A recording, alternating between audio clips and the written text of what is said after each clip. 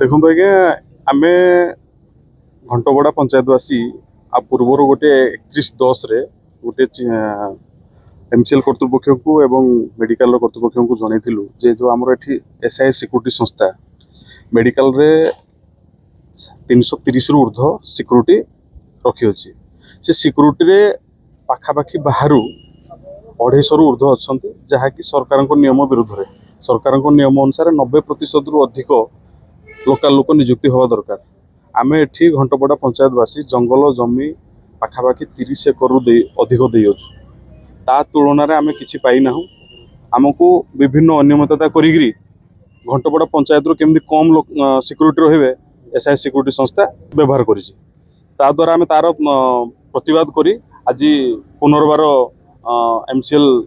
कर्तृपक्ष और मेडिकल कर्तृपक्ष को जनइलु चिठी माध्यम आगामी 7 दिन मध्य यदि बैठक न हुए ताले आम धारणा को लेबू जीएमएफ संपूर्ण बंद करूँ अनिर्दिष्ट काल एवं आम पंचायत रु जो मागणार दि जाइथिबा 30 एकर जगह को आम अवरोध करूँ। प्रायोरिटी बेसिक आम से गुरुजन मैंने से एक बृहत स्वार्थ दृष्टि एवं फ्यूचर को देखिकी से जंगल जमी देते 30 एकर ऊर्ध्व जे आमर आगामी भविष्य पीढ़ी मैंने एठी मेडिकल कॉलेज हेले मेडिकल हेले सिक्यूरीटी हुंतु से मेडिकल भितर कौन ना कौन चाकरी क्षेत्र में नियोजित हेबे से दृष्टि से देइथिले किंतु ताहा आज हेई पार नहीं। आपण मान देखि परिबे एसआई सिक्यूरीटी संस्था द्वारा से माने साधारणतः भाव में आम घंटपड़ा पंचायत को 5 फुट 6 इंच हाइट 42 वर्ष ऊर्ध्व हेबे नहीं एवं कम एजटा हूँ 22 वर्ष ए प्रकार क्राइटेरिया आम घंटपड़ा पंचायतवासी रखिले एवं अन्य लोक मानक 51 वर्ष सप्तम पास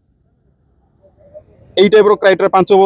5 फुट हाइट यही सब रखिकी से अनियमितता करने द्वारा आम घंटपड़ा पंचायतवासी लोक मैंने अधिक रही पारे ना जदि से भाई आम था स्वतंत्र क्राइटेरिया घंटपड़ा कराई निश्चिंत भाव में एथिरे अधिक रु अधिक घंटपड़ा पंचायतवासी उपकृत होता। आम चाहूँ यार समाधान हो एक बैठक माध्यम शांतिपूर्ण समाधान हो समाधान द्वारा आम घंटपड़ा पंचायतवासी नियोजित हुंतु सिक्यूरीटी संस्था द्वारा आमर यह दाबी रही सरकार को निवेदन करूँ निश्चित भाव में आम आशा रखीचु सरकार यहाँ गुरुत्वर सहित नहीं एक बैठक करेंगे नचेत आम 7 दिन मध्य संपूर्ण ग्रामवासी आसिकी एठी बंद धारणा दो।